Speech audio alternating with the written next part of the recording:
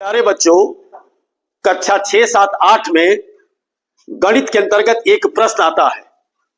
वह एलसीएम से जुड़ा हुआ प्रश्न होता है। प्रश्न में गणित में क्या पूछता है?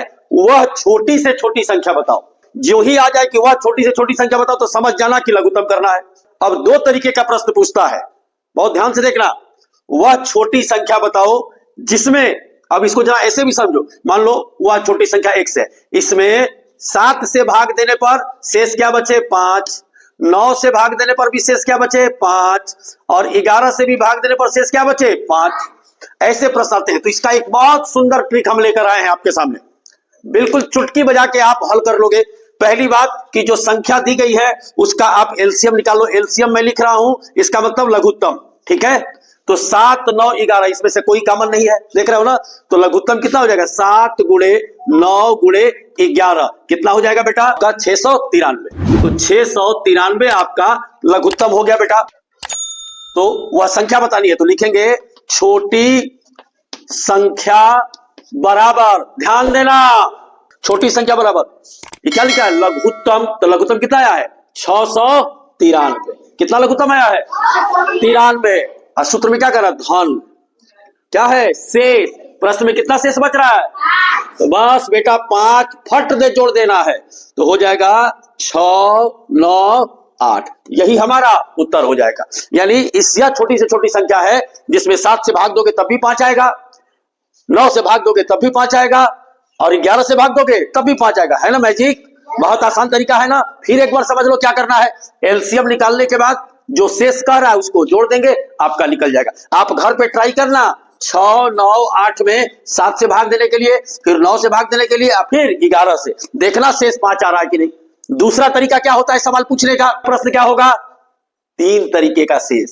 देखो यहां, वह छोटी संख्या बताओ जिसमें क्रमशः 7 से भाग देने पर 1 शेष आवे, 9 से भाग देने पर 3 आवे, और 11 से भाग देने पर 5 आवे। यहां जरा ध्यान देना, 7, 9, 11 से भाग देने पर केवल 5 आ रहा था, केवल 5। और यहां देखो 7 से भाग देने पर 1, 9 से भाग देने पर 3, और 11 से भाग देने पर 5। इसका भी ट्रिक बहुत शानदार है, देखो ध्यान से।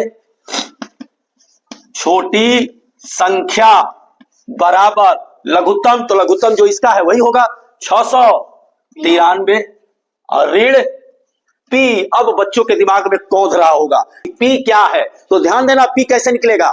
पी निकल रहा है कैसे? दिया अंक, यानी ये 7, 9, 11 दिया अंक, ध्यान देना, ये दिया अंक जो प्रश्न में दिया 7, 9, 11 ऋण शेष, मतलब 1, 3, 5। तो पी कैसे निकलेगा? यहां देखो ध्यान से, पी निकलेगा पी बराबर दिया अंक 7, 7, और ये शेष कितना है? 1। तो 7 में से 1 गया। अब फिर दूसरा देखो 9, 9, 9 से भाग देने पर शेष कितना बचा? 3। कितना बचेगा? 6।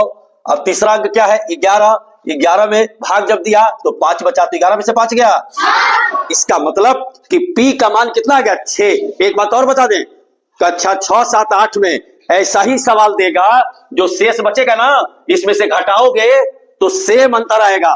7 ऋण 1, 9 ऋण 3, और 11 ऋण 5। बहुत बड़े बड़े कक्षाओं में दूसरा हो सकता है, लेकिन आप बिल्कुल बेफिक्र रहिए। अगर ऐसे शेष देता है तो एक ही आपका घटाने के बाद बचेगा, ठीक है। तो यहां घटा करके सब क्या आया? 6। तो लघुत्तम -6। अब 6 घटा देंगे बेटा, तो 13 में से 6 गया, 7। ये क्या हो गया? 8। ये क्या हो गया? 6। तो इस प्रश्न का उत्तर हो गया 687। आई बात समझ में? कैसे करना है क्लियर है ना? धन्यवाद।